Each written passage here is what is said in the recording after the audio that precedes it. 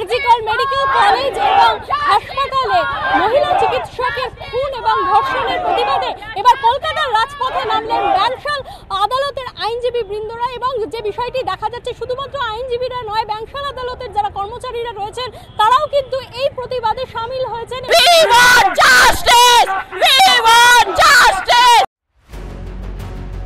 আরজিকর কাণ্ডে তোলপাড় রাজ্য, দোষীদের শাস্তির দাবিতে গর্জে উঠেছে সমস্ত স্তরের মানুষ।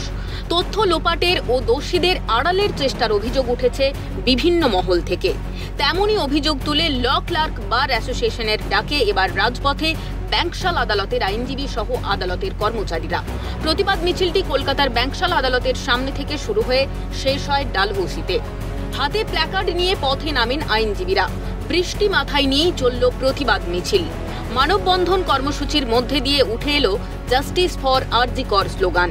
ঘটনার দ্রুত নিষ্পত্তি ও সিপির পদত্যাগের দাবিতে সোচ্চার আইনজীবী মহল। আমাদের দুটো দাবি, এক দাবি হচ্ছে ইমিডিয়েট আরজিকরের যে ঘটনাটা তাকে ইমিডিয়েট সলিউশন করার জন্য, আর দ্বিতীয় অবদার্থ সিপির পদত্যাগ চাই। আজ পর্যন্ত এতদিন হয়ে গেল 9 তারিখের ঘটনা, কিন্তু আজ পর্যন্ত কোনো রকমে এত লোক পথে নেমেছে কিন্তু কেউ জাস্টিস পাচ্ছে না। এই জাস্টিস যে পাচ্ছে না তার জন্যই আমাদের প্রতিবাদ চলছে। পর্যন্ত একটা মানুষ যে যাকে ধরে দেখেছেন সে কিন্তু তাকে মানুষ বিশ্বাস করছে না যে he is the original accused of this case.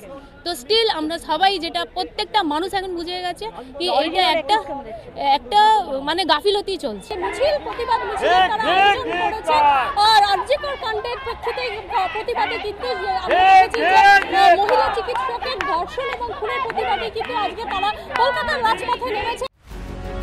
আর্থিক দুর্নীতি মামলায় সন্দীপ ঘোষকে গ্রেফতার করা হলেও সিবিআইয়ের তদন্তে তেমন কোনো অগ্রগতি সামনে আসেনি।